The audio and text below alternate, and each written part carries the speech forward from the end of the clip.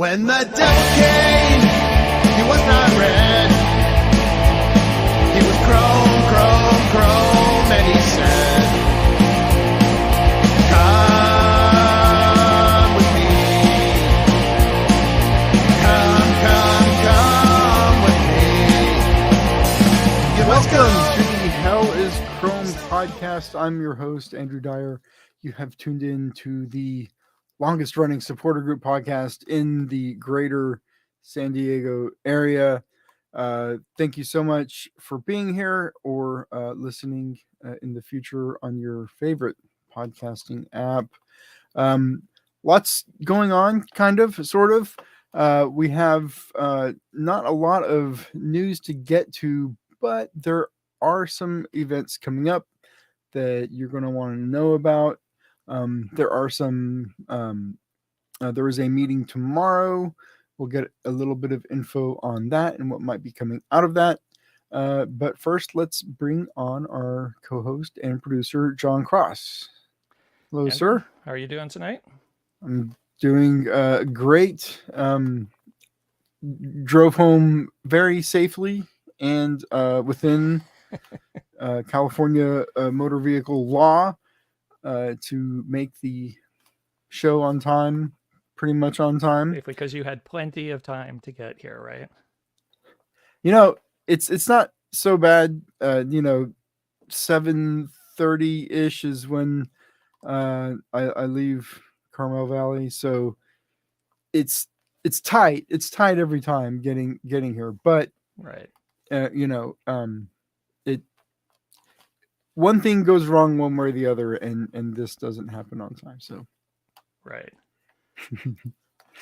Well, we don't have any. So one thing, it seems like our show is always taking place the day before some sort of meeting or Something's event, happening, right? and so we don't get to come the next day and tell everybody what just happened. Instead, we kind of tease what is maybe sort of happening. So let's start, I guess, with a little bit of locals business, because we did have a meeting last week of locals leadership. During this meeting, there were a few tweaks made to the way we kind of do business when it comes to this new alliance umbrella group that has yet to be kind of fully established and named and all of that. And we're kind of still in, well, why don't you talk a little bit about what we're doing and how this impacts the alliance to come? Well, one of the things that happened was we formalized the union committee. We kind of had an ad hoc union committee. It was just a channel in Slack, really, to talk about. So one of the decisions made at Leadership Council was to formalize that process to try to have a stronger communication within the locals, and especially locals leadership right now, along with the Alliance Council reps, who are the ones that are attending the meetings with the other SGs and occasionally with the front office, to try to help with that communication and also decision making. So the decisions that are being made in the Alliance Council aren't just left to the two reps that are in there. As we're starting to come upon a time period, probably over the summer, where some important structural decisions are going to be made as part of the alliance and what that looks like. As you teased, there's going to be a meeting on Wednesday, which for us is tomorrow.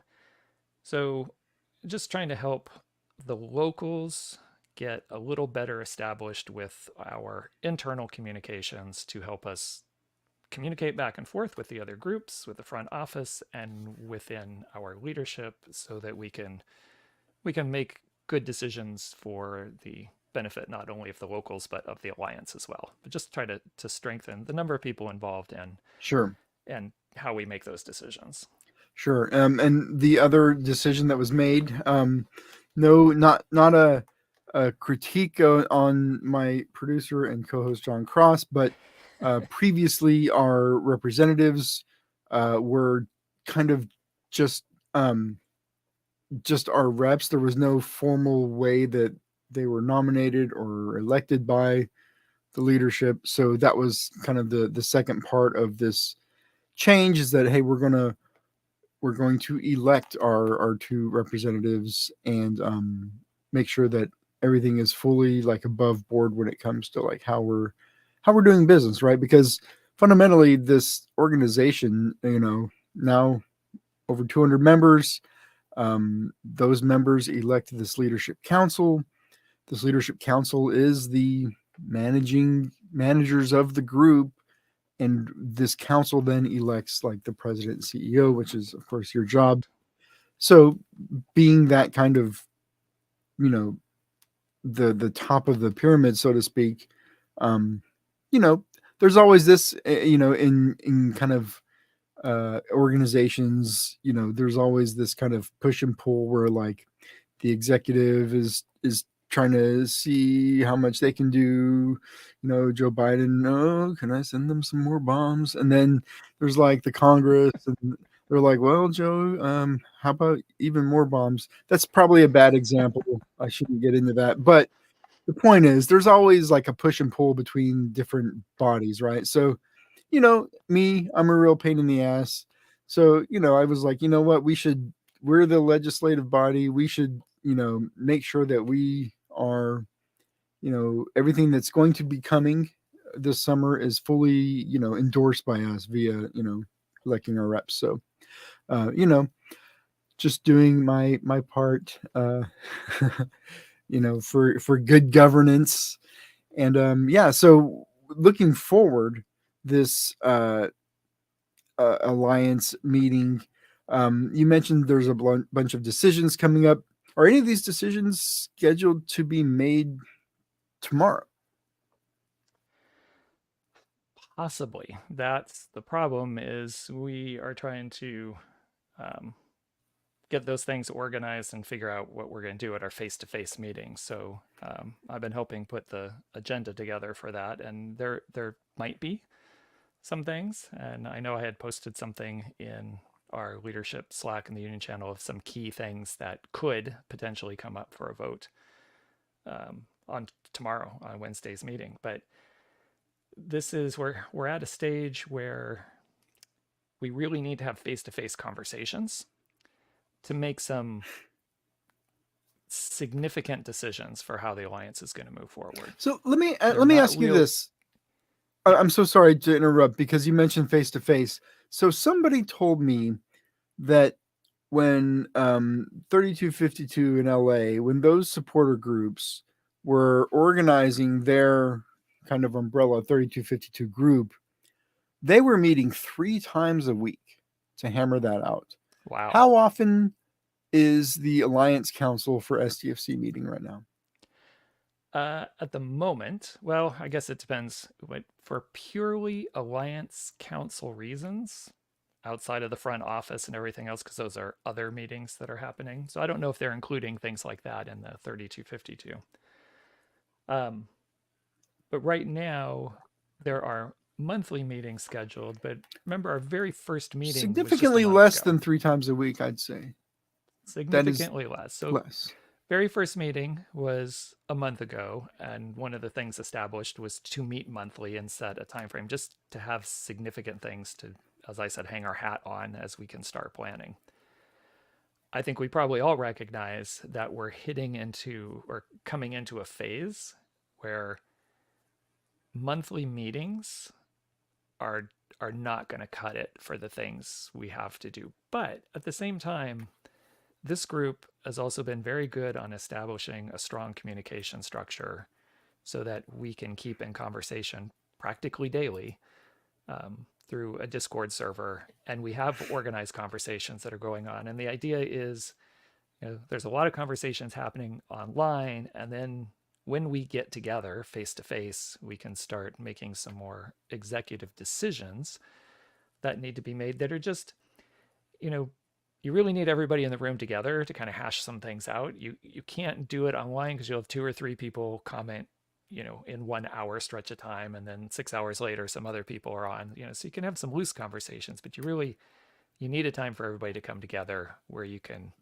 look at documentation, you can talk about things, you can, like, everybody's focused for 2 hours to really start hashing out some particular issues. So there's a lot on the table. So I'm picturing, talk you know, about. that old painting of like the founding fathers in like Philadelphia. There's no air conditioning. Everybody's sweating. You know, there, you know, somebody's being beaten to death with a cane. And that was, I think that was the Senate. I'm sorry. That was different time period. Anyway, I'm picturing the sweltering room.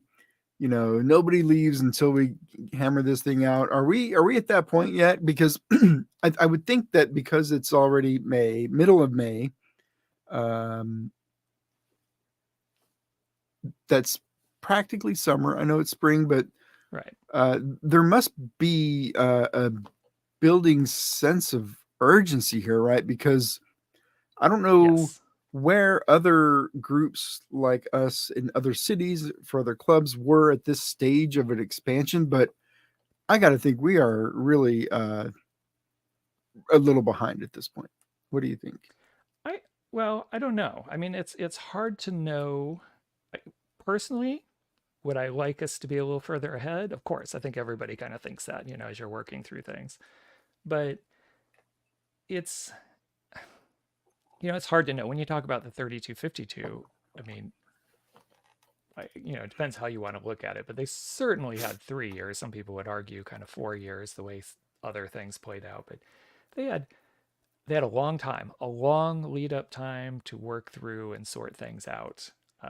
And still, all of that, from my best understanding, really didn't start coming together until getting very close up to the season.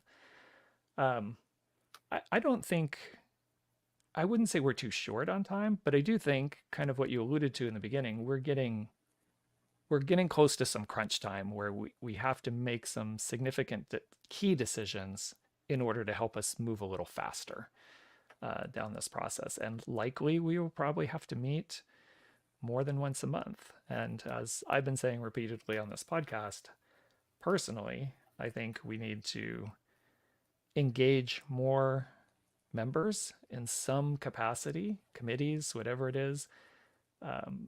As you know, I think we've all kind of talked about this, but it's time to start making those decisions for how that looks and actually getting people more involved so that we can build this. So like you said, 3252 is meeting several times a week. I don't know for how long that was, but I could see us start to increase our meeting frequency a little bit for some of these. I mean, the founding fathers, they were in Philadelphia all summer. I'm just going off of memory here from like third grade, but I'm looking at all of y'all like Powdered Wig.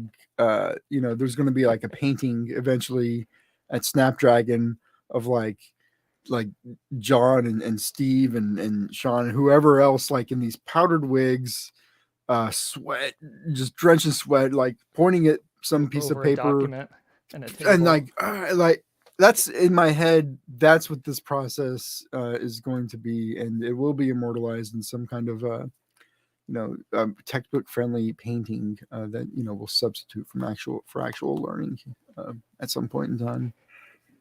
Well, it needs to be, instead of a room, a pub, and instead of wigs, pints. So it'll be a little more accurate there as part of the process. We'll have to get someone to go in and commission a painting for us. So talking about like engaging people in this, I think it would be helpful. And I don't want to spend the whole show talking about this, but there are a few things that these groups do for supporters that people may not realize. So I'm just going to rattle off a few things, right? Okay. First of all is tickets in the section, right? So ticket dispersion, like, could be handled through this alliance group. So if you want to sit in the supporter, you won't be sitting, by the way, if you want to be in the supporter section, you want to stand in the supporter section, you would go not to the club and buy a ticket from like a ticket rep, but you would go to the supporter alliance and get your ticket through them. And now the way that works has yet to be determined. It doesn't have to be that way, right? Like It could be Correct. done a different way, but that is the type of Right. thing that these groups might do. Another thing that they might do is uh, membership portals. Right now, this is something that Right. you've kind of talked about. Is right now, like if you want to join a supporter group, you go to the locals website, you message Chavos on Instagram. I think is kind of the way, or you meet up with them. Um, the other groups, I'm sure, have everybody's got a different way to join their group, right? And you pay Right. your dues and whatever. Everybody has their own separate way, but there is an alternative where this umbrella group is set up to where people could just go to one website, click they want to join, and then pick the group they might want to be affiliated with. And Affiliate with, yeah. so you would get maybe a different membership package. Each group has their own scarf, has their own whatever, but it would all be done kind of at the same place, which I understand that from like the supporter group perspective, like we've put a lot of work into our website, we've put a lot of work into you know the way we've done things, but I think from the consumer perspective, it sounds a lot easier. It sounds a lot simpler.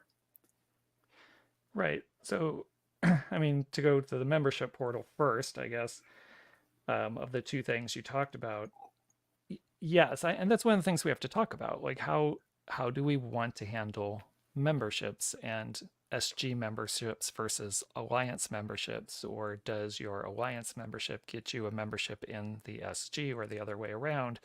There's so many options of ways you could build it, but how you decide how you want to handle memberships is going to influence how tickets are possibly distributed and allocated, and how you collect numbers for the section in terms of reporting to the club and trying to negotiate blocks of tickets and things. So it's really easy to talk about any one of these in isolation, but if you don't look at the bigger picture, how a decision in one place could influence your options in a different place, or possibly limit your options or make things more difficult, that's part of, to me, what tomorrow's meeting is to really kind of get that very big picture view and understand that there might be, and this is what we have to decide, certain things that as individual SGs they may seem like they're important for us to hold on to because it's the way we've done things.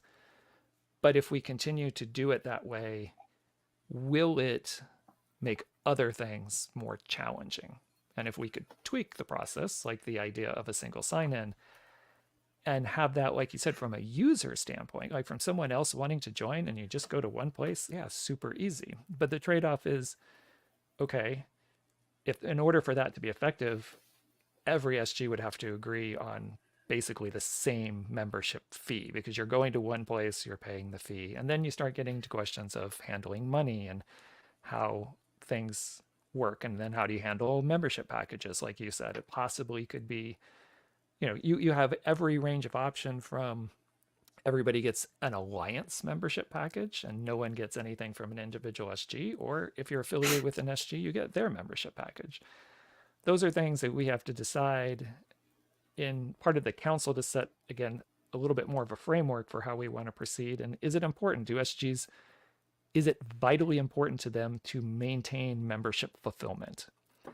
I would think most members of the locals, if I just speak for the locals, that is a strong attraction and draw for the locals, is the merch and things we create, the stickers we create. Most people really enjoy Bum as, our identity, our mascot.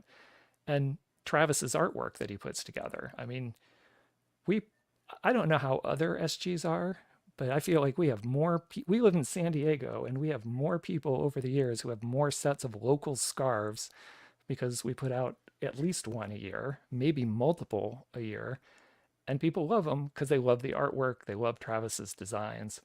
So, if I'm just thinking through the scenario in terms of locals, I would think, okay, maybe we went to a single sign on. If that was a concession to go that route instead of controlling it ourselves, I would think probably the locals would want to maintain membership fulfillment for their members. that Mhm. come through. Anybody who affiliates with the locals will get the locals membership package. So I just think like that's anybody would affiliate with Chavos. so like this kind of brings up, and this is really getting into the weeds here, but because there are 7 groups, not every group is as like rigidly structured as the locals, right? Like Correct. not everybody has that infrastructure, fulfillment. I don't even know if everybody has merch yet. Sometimes merch is just kind of ad hoc, Right. for a smaller group.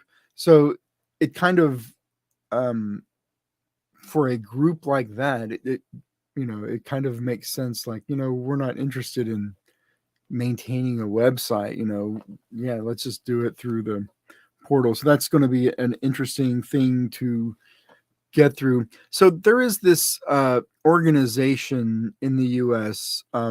What these supporters?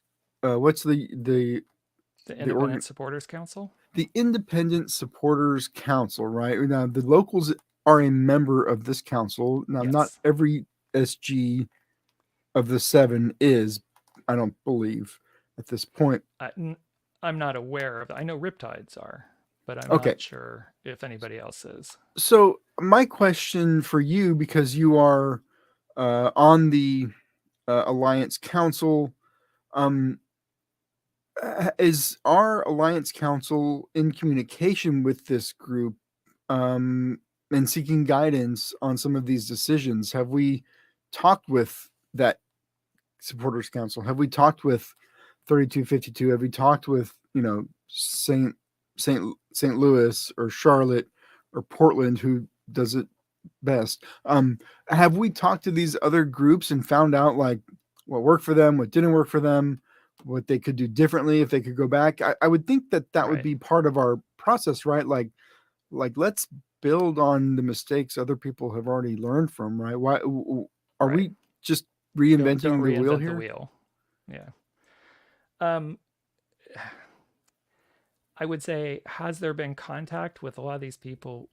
Yes, but very informally and with individuals who have taken it upon themselves to reach out. Has the alliance itself reached out yet? I would say no, because I think we're on the cusp of being there to do that, but there's again some initial things to put together. Like I said, we've had one official meeting together, and we got our whole goal. I wouldn't say our whole goal, but a key goal from the last time was establishing some voting procedures so we can start making decisions. How are we going to make decisions that affect the group?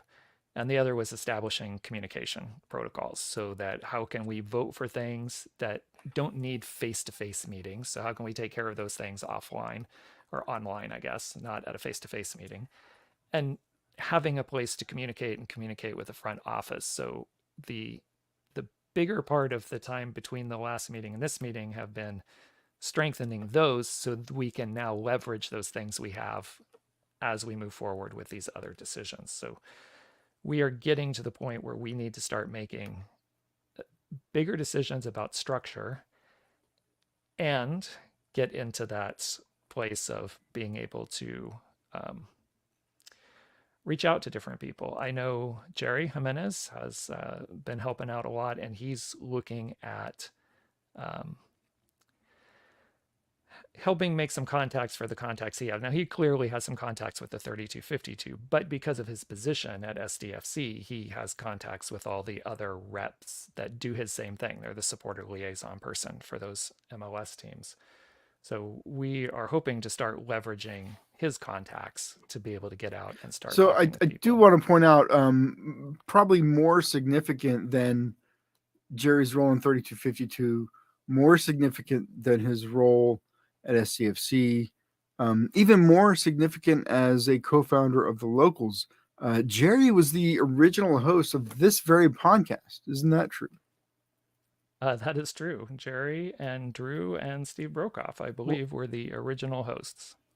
What a legacy he's left for us all to follow the footsteps of. Truly an impressive achievement, and I always like to remind folks of that fact that this show, wouldn't be what it is right now were it not for him as a host, which was kind of, I think I've said before, my introduction to the locals and to just supporter culture in general was through that podcast. That I was not like part of American Outlaws. I was not part of any of these groups that kind of came together. I was just a podcast nerd. So that's very cool. I do want to pivot just a little bit because, I think we've been almost about half an hour here, and I do want to talk a little bit about SDFC and some of the stuff going on because, well, there are ongoing player rumors. I think I saw Sergio Ramos's name being floated around. I thought he was long retired, but I guess he also still plays, much like the other rumored players. I know he still plays. This is a bit, folks. But anyway, there's player rumors going on. We have another Chrome Ball event coming up, not this weekend, but I think the weekend after that. Up in Vista. So let's talk a little bit about players. So that's what is fun and what we like to talk about. So we already know about, what was it, Chucky Lozano, right? That was kind of the Lozano, yeah. That's, I don't know. Football signing and rumors are so, like, this is a part of like sports journalism that is incredibly just poorly cited sources. Like, at least like in the NBA, you got like Shams and you got the other guy, the two Twitter guys, right? You got them. Like, this is the funniest. I'm going to go on a tangent here, but like on NBA draft day, right? Like the NBA draft, there's a clock. The team takes their time or don't, and then they select their player, right? So like there's like 3 minutes on the clock. You got 3 minutes to select your player, right? And like the moment immediately before the team, the commissioner announces the team's pick, these guys will tweet out what the pick is going to be. The Pistons are going to take Azir Thompson or whatever, right? And then almost immediately the commissioner like announces that, right? And that's journalism. They are 5 seconds ahead in telling you what you're about to learn anyway. So, but they're correct and they're well sourced, and you kind of know that they're talking with people at the clubs. NFL, there's a lot of transparency with injury and contracts. Everybody knows what everybody's making. Everybody knows everything, right? And like, I think as Americans, we're kind of used to that type of sports journalism where it is much more trustworthy, and like they don't get things wrong, right? If there's a report on ESPN that a trade is pending between, let's say, the Hawks and the Spurs, and that they're sending DeJounte Murray back to the Spurs, you can be reasonably sure that that is about to happen because they don't report it unless they have. Soccer this is a wild area because it is not like that in soccer, is it? It is. There are just people out there throwing stuff against the wall as if it's news. But part of it is the way transfers and things are handled in soccer is very different than trades are handled in most American sports. So that's part of the reason. And you get agents and players who are, especially when they're up on a contract, right? They're not being sold on somewhere else with a year left on their contract. Those are pretty good rumors for those. But when a player is on a free transfer, yeah, it's the Wild West out there because, the agents are looking at people, the players are looking at people, and they're talking, and they have a lot of flexibility and say. And I don't know what's going on with Chucky Lozano situation. I'm guessing since Tom Bogert reported it, there probably have been discussions, but where those discussions, because we've heard this for years with MLS, they were trying to get people, but maybe it didn't fall through and you never knew if it was serious. But I think And It depended on I how hate to close say to this 'cause- retirement they were, right? Because MLS yeah. was known as a little bit of a retirement league. Right? I hate to say this because I hate to talk about Messi, but I think with the signing of Messi, all of a sudden now people look at MLS like anything is potentially on the table now if they're willing to be creative enough. So now you're Messi hearing, nowhere near retirement. Who is he? 38. yeah, but now you're hearing like bigger name people and some people who are closer to their prime. They may be just on the backside of being in their prime, but not as old as maybe what we saw a decade ago of people coming into Major League Soccer.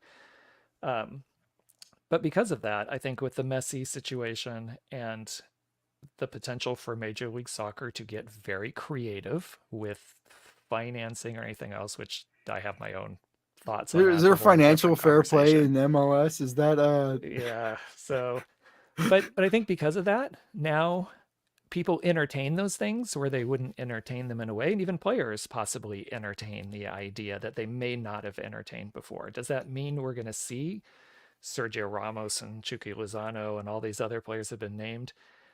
I don't know. I mean, anything could happen, but I think before this is over, we're going to have so many players linked to SDFC, and I bet SDFC loves it, right? I mean, who'd love it? Like, you get in the news every single time a new player is this going to be their big announcement? It just keeps their name going. I'm hearing time. Christian Pulisic now linked to SDFC. My sources are yep. He's tired of Milan, tired of scoring all those goals. He wants to come in. He wants to do it in San Diego. There you go, folks. Let's get it going. Tired of the East Coast, huh? Captain America to San Diego. Let's get the hashtag going. Maybe we can will it into existence. I know a lot of people find a lot of fun and or frustration in the rumors. I don't know. I just always take them with a grain of salt. I laugh at most of them. Like, if it happens, it happens. I can't get too fussed. I mean, I don't get to pick who's on the team. Some people get very upset, like, oh, I hate Sergio Ramos, or I love Sergio Ramos. Like, I can't be bothered until they actually have signed up and, or have pictures with the jersey on here in San Diego, not that someone's mocked up somewhere on the internet. Then maybe I'll start having some thoughts about it. But other than that, it's probably going to be a fun summer if you're interested in those things, because I imagine so many people, big name people, are just going to at some point be linked to an enterprising Twitter troll could have a lot of fun over the next few months. Oh yeah. I'm not that I would ever do something like that. I am a responsible professional on Twitter. I don't have any alts, no sock puppet accounts, nothing like that. But I'm just putting it out there. I would find it very funny if somebody. Well, and we know people do that. We know that they do. You get all these crazy rumors and people like, who is this person that said this? They have no sources, no known credibility. But sometimes people jump at it. Yeah. I just absolutely jump at it. Hey, and now you can just buy a blue check mark. You look real official, like, and if enough people retweet you, maybe Elon will throw you a nickel. Well, I think that's what some people hope too, right? Just see if you get enough likes and retweets to see if it gets any kind of legs. Yeah. So that things and see what sticks. That will be a lot of fun. So moving now north to the northern hinterlands of San Diego County, Vista. There is a Chrome Ball stop in Vista. What do we know about the Vista Chrome Ball event? It should be on the 26th. It will be in Vista on Memorial Day weekend. It will be in conjunction with the Strawberry Festival, which I have never been, but Vista is... How does it compare to the Poteet Strawberry Festival in Poteet, Texas? Yeah, no idea. Okay. No idea at all. But we asked Steve Brokoff. The Poteet Strawberry Festival, they'll have the Zipper, they'll have the Gravitron, all of your favorite deadly carnival rides at the Poteet Strawberry Festival. So shout out Yeah. Poteet. I'm not sure if we're going to have those rides there in Vista, but All right. I'm sure Steve Brokoff could fill us in because he lives in Vista and that's his neck of the woods. He has been to the Strawberry Festival as well. So there will be, as we said, a Chrome Ball Tour event. I do not have the times yet. At least I don't have them in front of me. I don't know if they've been posted. But it should be on the 26th, and we should be hearing some information from the club here very soon about whatever events they're going to have in conjunction with that. So that is coming up. Again, we will have a presence in Vista. I'm not sure if I'm going to be able to go or not. My kid is playing in the Club America games. Cup. They have Club America Cup.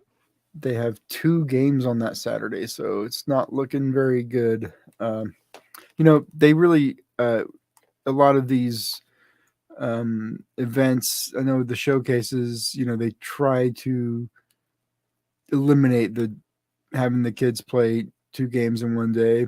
I thought we were past that point, but apparently not. Club America Cup. So I'm guessing they'll have shorter halves or something. But yeah, 2 games in one day. They're not 10 years old anymore. Club America Cup, but whatever. Yeah, are you going to be in Del Mar or Oceanside or Temecula? Oceanside. We'll be in Oceanside. Oceanside. I think all the 08s are in Oceanside. So got it. Okay.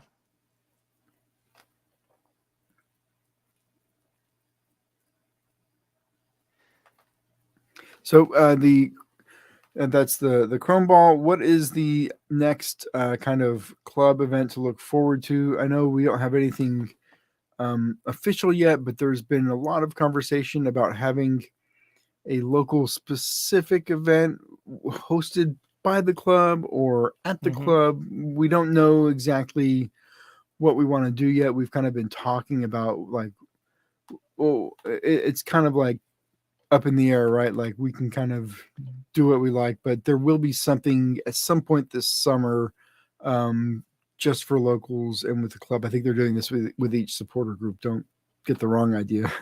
But we have some options there, right? Yes, and we are trying to find dates that work for the locals and the club. It's a little bit challenging when the club has so many events going on and so many events coming up to find a weekend that one works, but also we don't want people getting terribly burned out on events all the time, that they feel like there's something going on every week. And I think it's different like a soccer match every week. Yeah, but I think it's different when we have games because that's what that's where we want to be, right? Okay. That's There's what we're geared up for. But it's fun. The events are fun and people like them. And I think there will be a ton of events over the summer and plenty of opportunities for people to get together and do things that the club is putting on and that we're putting on, or the Alliance is putting on, or some combination of all of those things.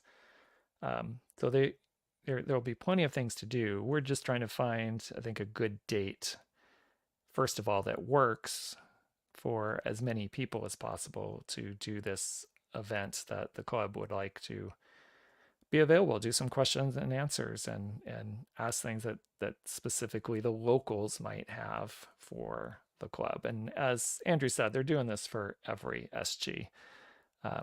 We had a date, I believe we were looking at, but another SG had already made arrangements for that date. So we were too slow on that one. So no way. We would never be slow in making a decision. Are you kidding me? That's not locals like at all. I have no comment on that. As someone who's involved in a lot of decisions, but it's it's hard. We have a lot more people than some of the groups. So if we're trying to do an event that can host 200 people, there are different considerations and I don't know if any groups are only this size, but let's say you had 25 or 30 people, it's some different considerations you have to think about in terms of venue and time and get together. And do we want it during the day, maybe more family friendly, right? All of those we need to consider when we're making these plans instead of, yeah, just 30 people like, yeah, sure, we'll go hang out at a pub somewhere. Like 200 people at a pub completely takes over a place unless it's Sure. huge. Yeah. Yeah. So I want to circle back to a little bit of locals business. I, of course, have not been authorized to say anything, which definitely does not prevent me from saying things on this podcast. But there could be very soon some positions available in locals if anybody is looking to get involved in a leadership capacity. It looks like we're going to have a little bit of rotationing. I would call it generously, but there's Right. going to be some spots coming available soon. That is in addition to some of the informal volunteer um, things that we've been asking people if they're interested to kind of step into. One of them is we would like to add another person on this show every week. Um, Mm-hmm. we'd like a third mic, so to speak.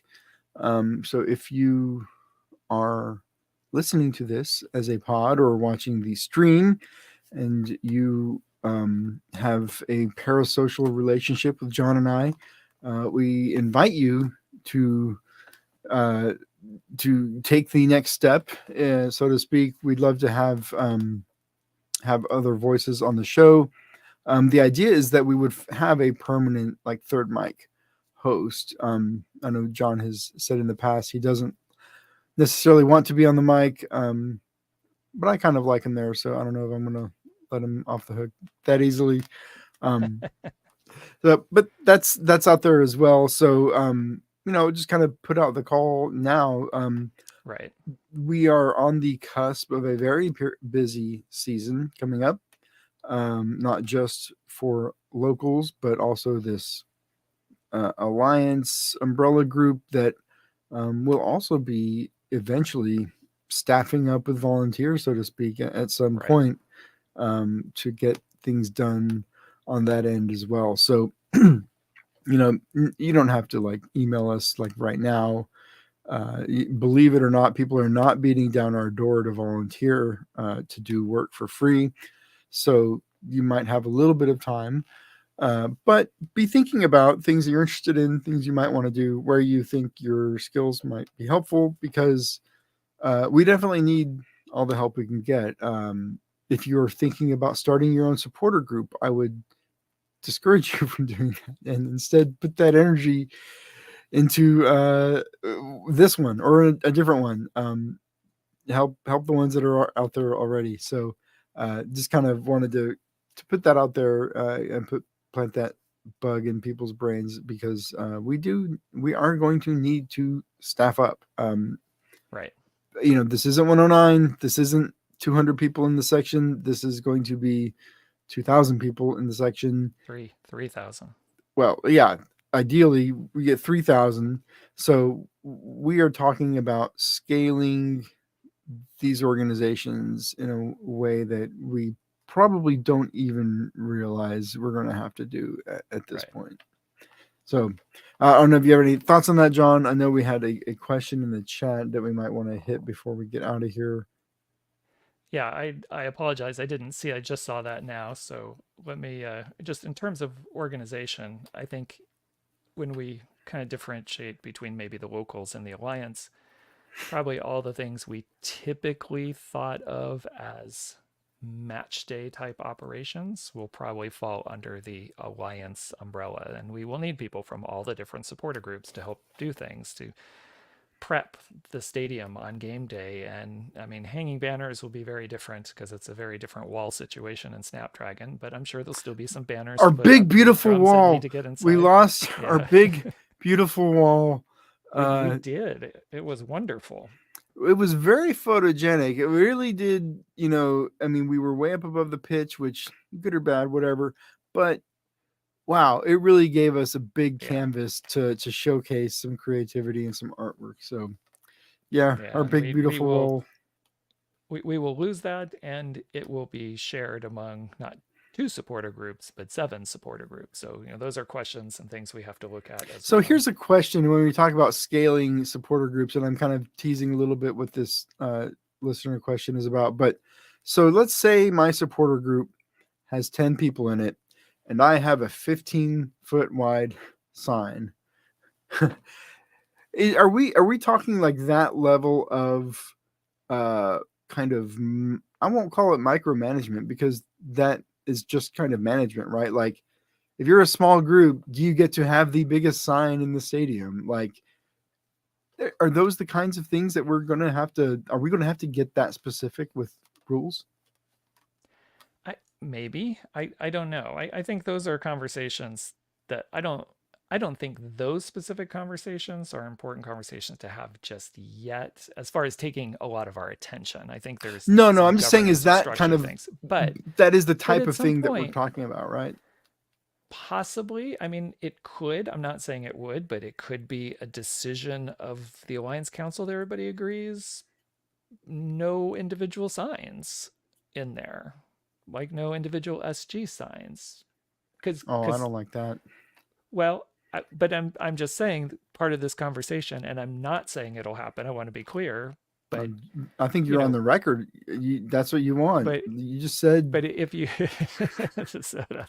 if you start, are we giving a square footage based on the amount of members we have, and how are we divvying up the space? At some point, these conversations are going to get ridiculous if they're, as you kind of phrased, micromanaged to that degree. So an alternative solution is we may have to think a little differently. Like, maybe we have a lot of those signs in and around in the tailgate areas and at other events, and we prominently display them, but maybe not for match day. I don't know.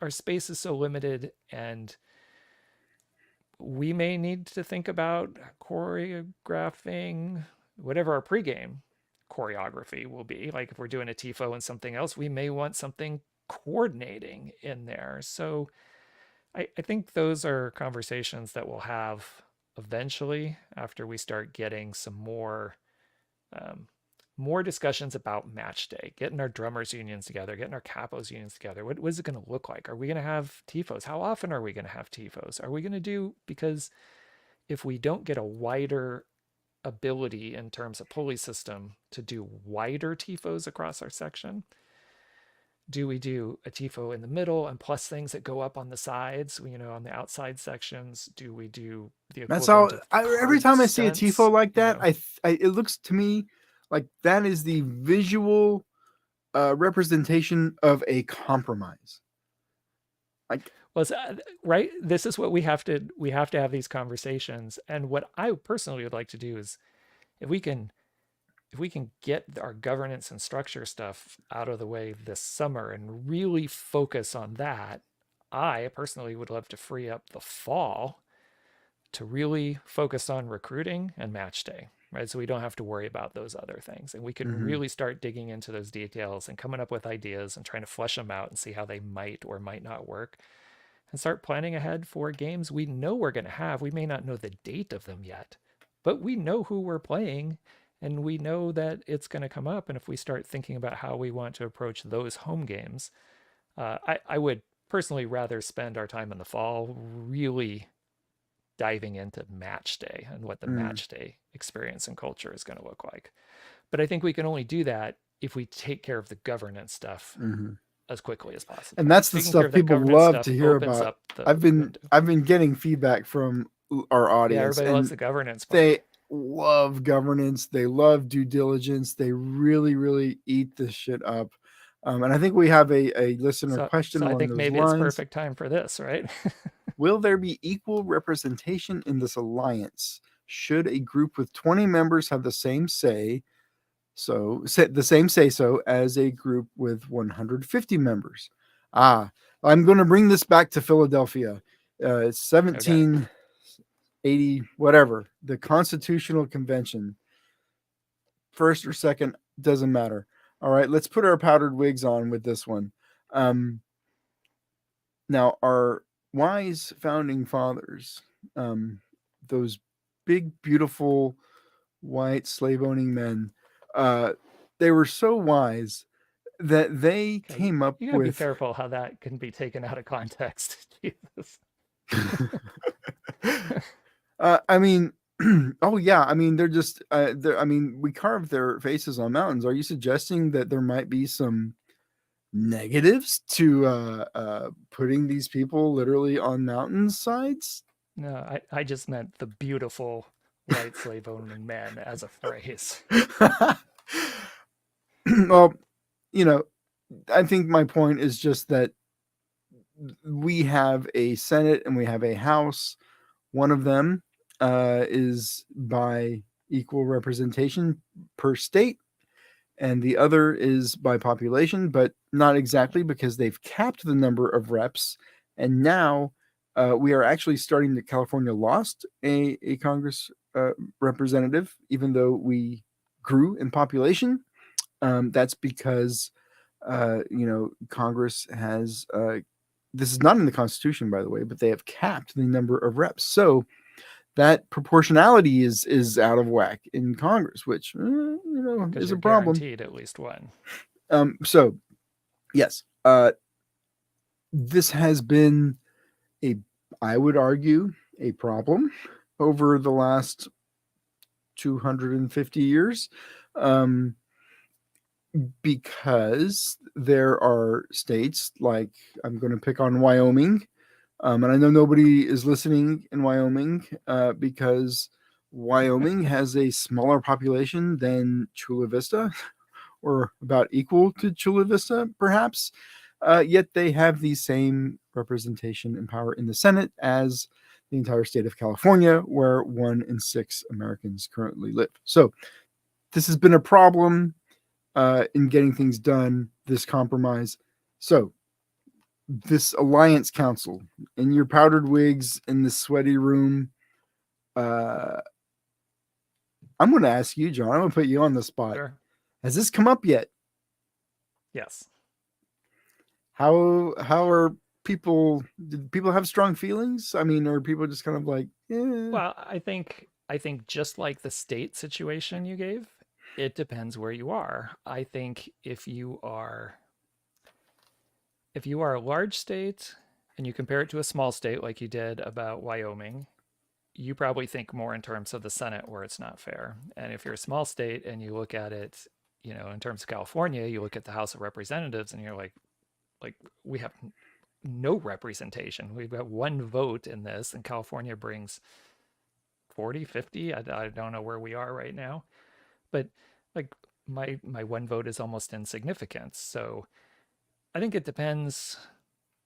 I think people see this through a lens that is very much determined by the group they are a part of. And I think it's a difficult conversation. We don't have a solution right now because I have a you solution, can make John. arguments both ways, and it also depends on, and this is right, the great compromise. All right. So like, how do you honor both, and how do you honor both in a way that doesn't allow a group, if it wanted to hold the others hostage, or the flip side of that, a group to bully its way through things without other groups really having representation? It's tough, right? To kind of figure out how to do that. And there have been a lot of side conversations. We know that's something we're going to, this is part of the governance, right? That we got to work out this summer. So, and what we decide as groups and how to move forward will have an impact, good or bad, as we move forward. So it's something that we need to take a lot of things into consideration. I think it's easy to see arguments from both sides, and it's easy to see, potential problems from both sides. And frankly, off the top of my head, I don't know what the ideal solution is. No, I don't like that answer. Part John. of that's probably going to play out to how we want to set up the governance of the basic structural governance. Like, hear me out. Hear me out. Okay, parliamentary. Okay, you have a House of Lords. Okay. You are granted in there. You have a big scepter. You have a big scepter in the middle. We can call it the supporter scepter. Um, I'm taking a little bit of inspiration here from the capital of football, soccer in the world, Great Britain. So you have the House Do of we all get to Commons. mumble and I don't you're know here? how they work at all. All I know is there's a scepter, and they will just shout at each other. Like it's really, really great because unlike like in the States where like people have all this decorum, like they'll just shout at each other. It's really quite moving and inspiring. Me, a person who likes to shout. But okay, let me pose this as a solution or Okay. is this one of the possibilities, right? So right now, while we're building the alliance, I think it makes sense to have equal representation, right? Because each group is a stakeholder in like the same way, right? Like it's not, just because one group has a bunch of members and one group doesn't have a lot of members yet, some of these groups are brand new, they actually have the same stake in how this alliance and union is structured and organized, right? Like, I feel like it makes sense to have that equal equal seats at the table at this stage of things. Now, there does come a time when you're going to kind of need to move in the interest of a larger number of people, right? Like we don't want to just have majority mob rule, but sometimes you do need to do a popular vote type of thing, or you would take the majority and do that, right? So there are those moments. So what if there was, instead of a situation where each supporter group has representation on some governance board or whatever, what if there is a separate governance board that is elected by the members of all of the supporter groups? Now that Like doesn't member wide for the whole alliance, you mean? right now that doesn't Yeah. exactly solve the problem we're talking about, right? But it's a little more fair than saying your group has 30 people, you only get 2 votes on this matter, and our group has 600 people. No group has 600, but let's just say our group has 600, so we're going to have 30 votes, right? Like that's not cool. But if you have like a governing board, council, or whatever of like 7, 9, 11, however many, Whatever it is. like a city council or something like that, where everybody's elected by everybody and they are removed from individual supporter groups, would that not be a type of a solution or a great compromise Yeah. to some of these issues? Well, possibly, because if you incorporate, which we are going to have to do, as the club has informed us, So the that is alliance will at least. the club has formally informed the alliance that incorporation is going to Well, be. I'll Might walk that back. we're gonna have to incorporate. We Yeah. can walk it back, right? But yeah, we are. But That is true. Not that you're wrong, but I wanted to just clarify whether it's been like if that's official, or it's official just because we just know, and it's official because we just I know. would say I it's want to clarify that. unofficially official. We'll go with Okay. that. But I mean, could you conceivably have 2 boards? You know, you could, because I mean, I don't know, I'm just thinking off the top of my head. You could have a board that's more like a steering committee, kind of make decisions on the future direction and influence of the club. But if you end up being registered as a nonprofit, you also need a board to do some of the things like our leadership council is doing to make sure you're meeting your fiduciary responsibilities as a nonprofit organization. And there might be a situation where we don't want a single board to do both of those things. I don't know, maybe we want 2 boards. So maybe there is kind of a steering committee board, that equal representation maybe of all the supporter groups to help like set future goals for where we want to be as an organization.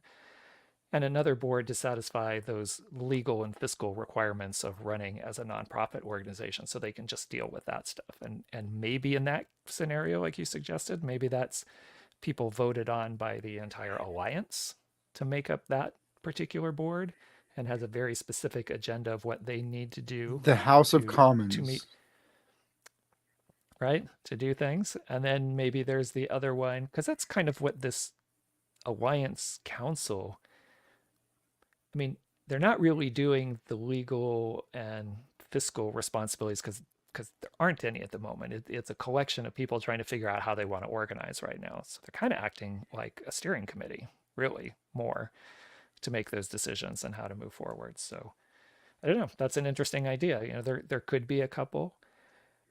I mean, I guess if I play a little devil's advocate, is that creating too much bureaucratic structure? Like we don't. But then there would be another in there as well. There would be another body of like the supporter group reps that just come from the groups, leadership of the groups, and they're separate from this common elected body. Is that what you're kind of saying? If there was two, could be, right? These are some of the details so that would be like the House of Lords. We have to figure out. So I think we're gonna go with this analogy, aren't we? The House of Lords, the House of Commons. Now, what I'm really, really curious about is the scepter. I really think the supporter scepter needs to be a part of this. I'm just spitballing here. Take it, run with it if you want. Leave it on the table.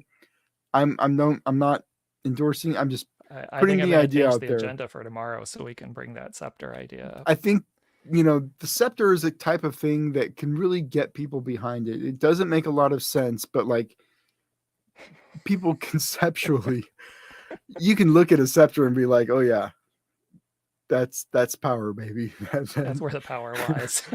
It's the Leviathan, right? This is going back to what is it, John Locke, right? The Leviathan, the scepter, and the oh yeah. All right.